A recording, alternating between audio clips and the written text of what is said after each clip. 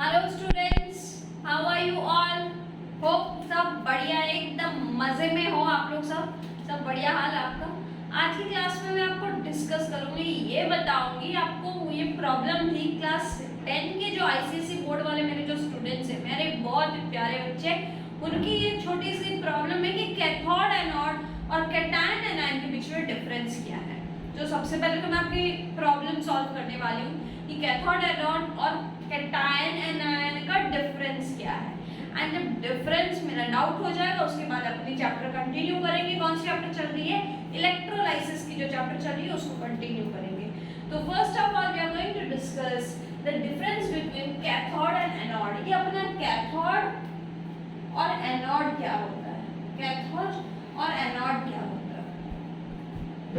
तो देखो जिनकी भी ये प्रॉब्लम थी उनमें सबसे पहले आप लोग का प्रॉब्लम ये था कि कैथोड एनोड और कैटायन एनायन।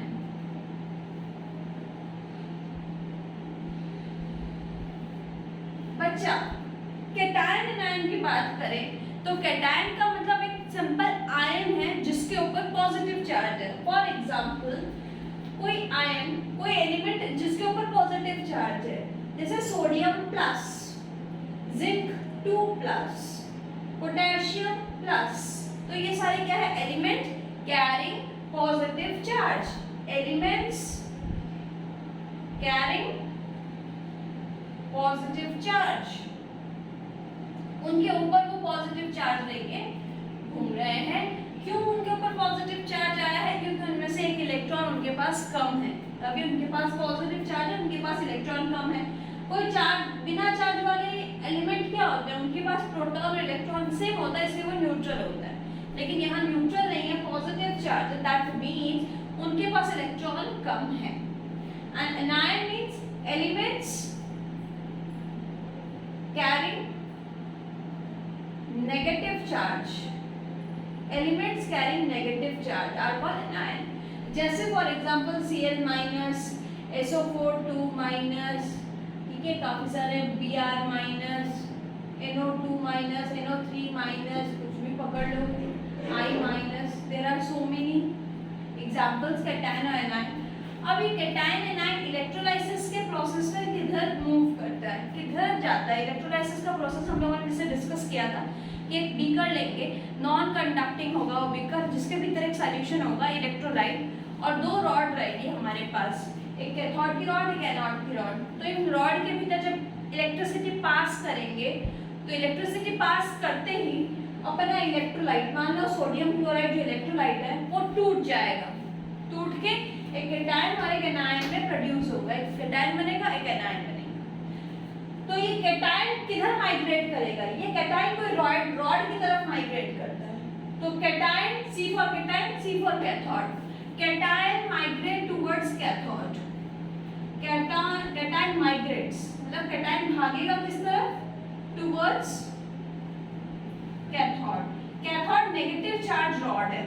ये जो कैथोड है ना, ये रॉड है, मेटल की रॉड है जो कि नेगेटिव चार्ज है। तो ये पॉजिटिव वाला स्पीसीज नेगेटिव रॉड की तरफ भागता है अपने आप को न्यूट्रल बनाने के लिए, अपने आप को डिस्चार्ज करने के लिए, डिस्चार्ज चार्ज हटाने के लिए। ठीक है, तो C for cation, C for cathode. Cation की तरफ माइग्रेट करता है कैथोड की तरफ, और एनायन की तरफ माइग्रेट करता है, एनायन माइग्रेट टुवर्ड्स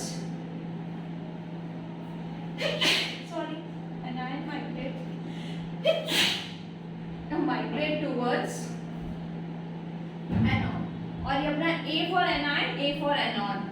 एनायन किधर माइग्रेट करता है? एनोड की तरफ। एनायन क्या होता है? Positive rod. तो बस सॉरी यार बच्चे, बहुत ज़्यादा छींके आ रही है, क्या बात है। चलो अभी ये कैटायन एनायन का भी सारा चीज़ खत्म नहीं हुआ। कैटायन अपने आप को किस तरह से डिस्चार्ज करता है, यानी न्यूट्रल किस तरह से बनाता है? कैटायन अपने आप को न्यूट्रल किस तरह से बनाता है? इसको इलेक्ट्रॉन की कमी है ना, तो इसको इलेक्ट्रॉन चाहिए। तो ये क्या करता है? Cation undergoes reduction. ये अपने आप को रिडक्शन करने की कोशिश करता है, यानी इलेक्ट्रॉन गेन करने की कोशिश करता है, गेन ऑफ इलेक्ट्रॉन, रिड्यूस हो जाए, किसी तरह से ये रिड्यूस हो जाए, इनमें इलेक्ट्रॉन गेन हो जाए। और एनायन क्या करता ऑक्सीडेशन। ऑक्सीडेशन का मतलब loss of electron, electron loss करने की कोशिश में रहता है कि किसी तरह से इलेक्ट्रॉन मेरा लूज हो जाए। तो cation undergoes reduction, anion undergoes oxidation, loss of electron. Okay, अब आ जाती है कि कैटायन किस तरह से इलेक्ट्रॉन गेन करेगा, वो भी थोड़ा हल्का सा बता देती हूँ। कैटायन इलेक्ट्रॉन लूज करेगा, गेन करेगा, तो जो Na+ है ये अगर एक इलेक्ट्रॉन एक्सेप्ट करता है तो Na बन जाएगा। तो सोडियम प्लस एक इलेक्ट्रॉन एक्सेप्ट किया प्लस, ज्यादा ही प्लस बड़ा हो गया तो वो सोडियम बन गया।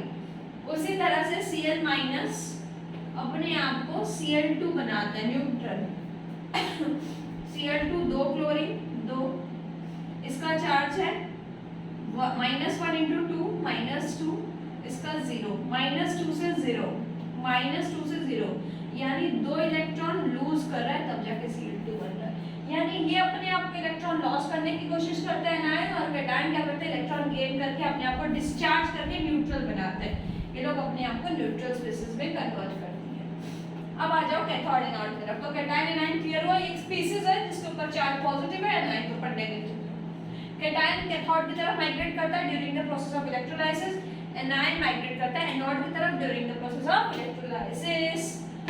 कैटायन में इलेक्ट्रॉन गेन होता है यानी रिडक्शन होता है, सिंपल सी बात है। क्यों? क्योंकि उसके पास इलेक्ट्रॉन कम है तो वो चाहता है इलेक्ट्रॉन गेन हो जाए, इलेक्ट्रॉन गेन हो जाए। और एनायन जो कि नेगेटिव चार्ज का, तो वो चाहता है इलेक्ट्रॉन किसी तरह से लूज हो जाए, इलेक्ट्रॉन लूज होके वो अपने आप को डिस्चार्ज करना चाहता है।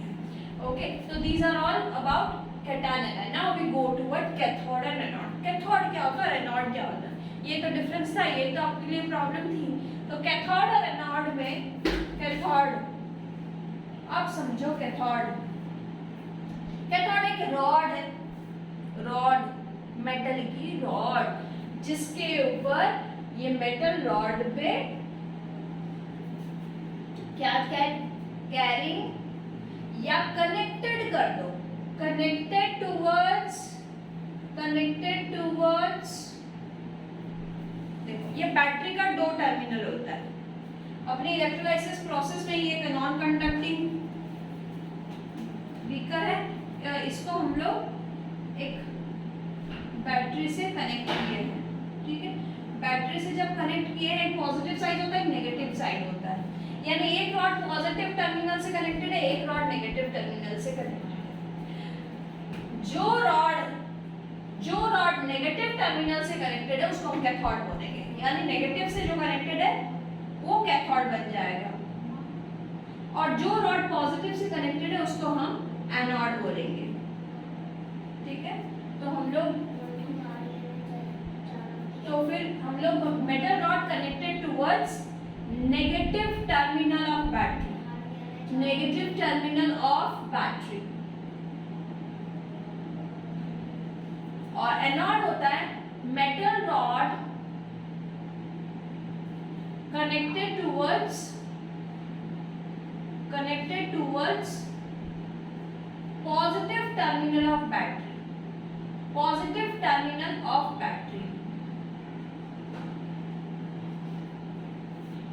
तो यहाँ पे जो इलेक्ट्रोलाइट होता है, यानी जो कैटायन एनायन घूमते हैं, ये कैटायन एनायन यहाँ घूमते हैं, टूटने के बाद इलेक्ट्रिसिटी चली, इलेक्ट्रोलाइट टूट गया सोडियम और क्लोराइड में, वो अपने आप को भाग रहा है डिस्चार्ज करने के लिए। कैटायन किधर माइग्रेट करेगा, नेगेटिव टर्मिनल पे, तो कैटायन टिक टिक टिक टिक टिक कैथोड की तरफ जाएगा, भाग के। क्यों जाएगा, ये Na+ कैथोड के पास क्या जरूरी है, उसके पास कोई तो काम, कोई मतलब है, तभी ये कैटायन कैथोड की तरफ भागता है। सी कैटायन कैथोड की तरफ भागता है। इसका मतलब ये है कि ये कैटायन अपने आप को डिस्चार्ज करना चाहता है, न्यूट्रल बनाना चाहता है, इसीलिए वो अपने आप को कैथोड की तरफ मूव करवाता है।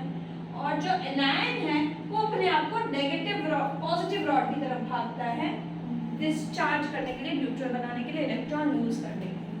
तो देखो कैथोड और एनोड का पहला पॉइंट हम लोग समझ लो कि किससे कनेक्टेड है।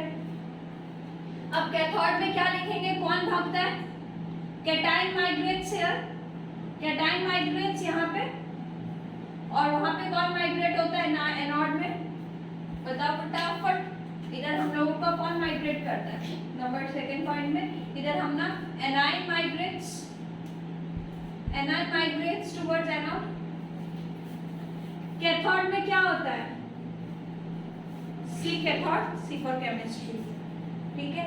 इधर अपना रिडक्शन होता है, केमिस्ट्री टीचर, वैसे ही reduction takes place in cathode. Cathode में क्या होता है बच्चा?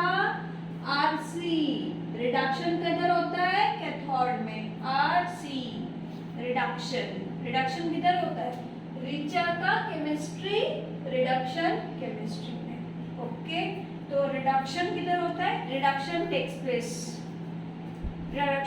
Place in cathode. और इधर क्या होता है? Oxidation takes place. Okay, is it clear? देख लो, अगर समझ में आ गई यहाँ की बातें तो हम आगे बढ़ते हैं। यहाँ तक समझ में आ गई? पॉज कर लो, लिख लो। मैं भी इधर पहले तो अब देखते हैं अपने कंडक्शन इन कंपाउंड्स। कैसे कंपाउंड्स में इलेक्ट्रिसिटी कंडक्ट होता है? तो अपने पास जो मान लो इलेक्ट्रोवैलेंट कंपाउंड है, इलेक्ट्रोवैलेंट कंपाउंड यानी आयनिक कंपाउंड। इलेक्ट्रोवैलेंट कंपाउंड, ये अपना इलेक्ट्रोवैलेंट कंपाउंड क्या है? इलेक्ट्रोवैलेंट कंपाउंड इलेक्ट्रिसिटी कंडक्ट करेगा, लेकिन किस स्टेट में? ये इलेक्ट्रिसिटी कंडक्ट पता है किस फॉर्म में करेगा? सॉलिड के फॉर्म में? ना, बिल्कुल भी नहीं। It conduct electricity only in aqueous state या मोल्टेन स्टेट। या तो गले हुए फॉर्म में करेगा या एक्वस स्टेट में करेगा। क्यों करेगा एक्वस स्टेट में? क्योंकि एक्वस स्टेट में क्या है, ये इलेक्ट्रोवैलेंट कंपाउंड का एक एग्जांपल देती हूँ। घर पे अवेलेबल नमक NaCl, ये NaCl सॉलिड के फॉर्म में इलेक्ट्रिसिटी तो बिल्कुल भी कंडक्ट नहीं करेगा। क्यों? क्योंकि सॉलिड के फॉर्म में इसके आयन जो है वो फ्रीली मूव नहीं करते, यानी सोडियम और कैटायन और आयन फ्री मूव नहीं करते। तो जो आयन्स फ्री नहीं मूव करते वो इलेक्ट्रिसिटी कहाँ से कंडक्ट करेंगे? बिल्कुल नहीं। समझ गए बात? लेकिन एक्वस के फॉर्म में क्या होता है? ये एक्वस में जैसे ही इसको हम लोग पानी में डालते हैं तो इस नमक को जैसे ही हम पानी में डालते हैं, H2O इसके भीतर डालते ही पानी क्या करता है? H2O क्या करता है? ये H2O इस तरह से दिखेगा। ये H2O क्या करता है? नेगेटिव, ये पॉजिटिव, ये पार्शियल नेगेटिव, ये पॉजिटिव, नेगेटिव पॉजिटिव। तो ये वाटर क्या करता है? इस NaCl के बॉन्ड को तोड़ देता है, इस NaCl के बॉन्ड को तोड़ देता है।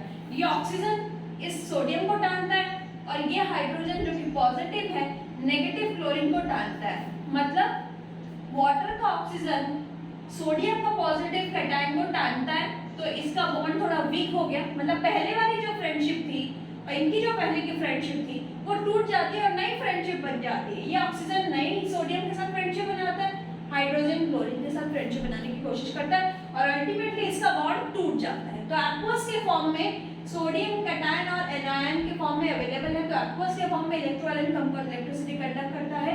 और मोल्टन के फॉर्म में, चूंकि मोल्टन गर्म कोई चीज हम लोग हीट दे रहे हैं, तो हीट में क्या होता है? उसका फोर्स ऑफ अट्रैक्शन वीक हो जाता है, वो आयंस टूट जाते हैं। सिंपल सी बात है। तो हुआ ये किसके फॉर्म में इलेक्ट्रिसिटी कंडक्ट करता है? और इसके इलेक्ट्रोलाइसिस की थोड़ी सी थ्योरी बता देती हूँ कि जो अपना इलेक्ट्रोलाइट है वो इलेक्ट्रोलाइसिस में क्या होता है? मैंने ऐसे लास्ट क्लास में भी कहा था कि इलेक्ट्रिसिटी देंगे, इलेक्ट्रिसिटी देने से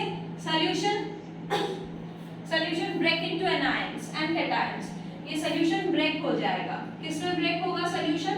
कैटायन और एनायंस में ब्रेक हो जाएगा। सॉल्यूशन इलेक्ट्रिसिटी पास करने से, यहाँ से इलेक्ट्रिसिटी अगर हम लोग पास करते हैं तो इसके पास करने से यहाँ कैटायन और एनायन में टूट जाएगा और ये कैटायन और एनायन माइग्रेट करेगा। कैटायन माइग्रेट करेगा कैथोड की तरफ, एनायन माइग्रेट करेगा एनोड की तरफ। कैटायन माइग्रेट करेगा कैथोड की तरफ रिडक्शन होने के लिए और एनायन माइग्रेट करेगा एनोड की तरफ ऑक्सीडेशन होने के लिए।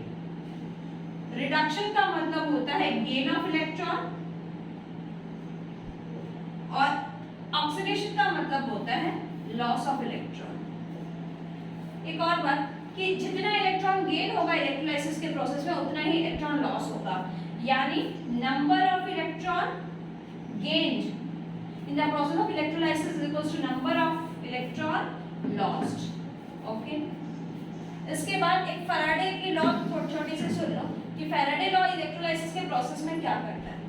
फैराडे लॉ कहते हैं कि इसमें हम इलेक्ट्रिसिटी जितना पास करेंगे, आई यानी चार्ज हम जितना पास करेंगे, ये तो इलेक्ट्रिसिटी पास हो रहा है यानी चार्ज मूव कर रहा है, चार्ज मूव कर रहा है, तो हम जितना चार्ज पास करेंगे, जितना चार्ज पास करेंगे, the amount of charge directly proportional to the mass deposited at the cathode और इलेक्ट्रोड। इस इलेक्ट्रोड में जा जाके ये Na+ और Cl- जा जाके डिपॉजिट हो रहा है, ठीक है। या इलेक्ट्रोप्लेटिंग में भी ये कभी कभी प्रोसेस यूज होती है, इलेक्ट्रोप्लेटिंग लास्ट में है ये चैप्टर में। तो जितनी हम चार्ज पास करेंगे ये मेटल उतना ही ज्यादा इधर डिपॉजिट होगा। क्या समझे? The amount of charge passed in this electrolysis directly proportional to the mass of या अमाउंट या मास ऑफ मेटल डिपॉजिटेड, उतना ही ज्यादा मेटल डिपॉजिट होगा। जितना ज्यादा चार्ज पास करेंगे उतना ज्यादा मेटल डिपॉजिट होगा, चार्ज कम मेटल कम डिपॉजिट होगा, चार्ज ज्यादा मेटल ज्यादा डिपॉजिट होगा। तो देखो, तो ये 2-3 पॉइंट समझ में आएगा, ये आप लोगों को बहुत जरूरी है जानना कि कौन सा क्या होगा। और इसमें इलेक्ट्रोलाइसिस के प्रोसेस में हम लोग को प्रोडक्ट्स भी पूछते हैं। प्रोडक्ट्स, मेन क्वेश्चन आता है प्रोडक्ट्स का कि प्रोडक्ट बताओ इलेक्ट्रोलाइसिस का। कैथोड में क्या प्रोडक्ट्स मिला और एनोड में क्या क्या प्रोडक्ट्स मिले, मतलब ये जो माइग्रेट करके फाइनल जो चीज बनेगी वो क्वेश्चन पूछता है कि कैथोड का प्रोडक्ट्स बताओ, एनोड्स का प्रोडक्ट बताओ, क्या फाइनल मिला। तो कैथोड में कैसा प्रोडक्ट मिलेगा? कैथोड में नेगेटिव, हाँ ये कैथोड है, नेगेटिव बैटरी से जो कनेक्टेड है। तो कैथोड में कौन माइग्रेट करेगा? कैटायन, कैटायन माइग्रेट करेगा। तो इधर जनरली इलेक्ट्रोपॉजिटिव एलिमेंट्स होंगे, इधर जनरली इलेक्ट्रोपॉजिटिव एलिमेंट्स डिपॉजिट होंगे, और एनायन माइग्रेट करेगा एनोड की तरफ। तो इधर जनरली इलेक्ट्रोनेगेटिव एलिमेंट्स होंगे। ओके, तो electropositive elements are found at the cathode और electronegative elements are found at the anode. ये चीज क्लियर हुई। अब हम लोग डिसोसिएशन पे चलते हैं कि किस तरह से डिसोसिएट होता है। आयनाइजेशन और डिसोसिएशन का डिफरेंस करके आज ये टॉपिक फिनिश करेंगे।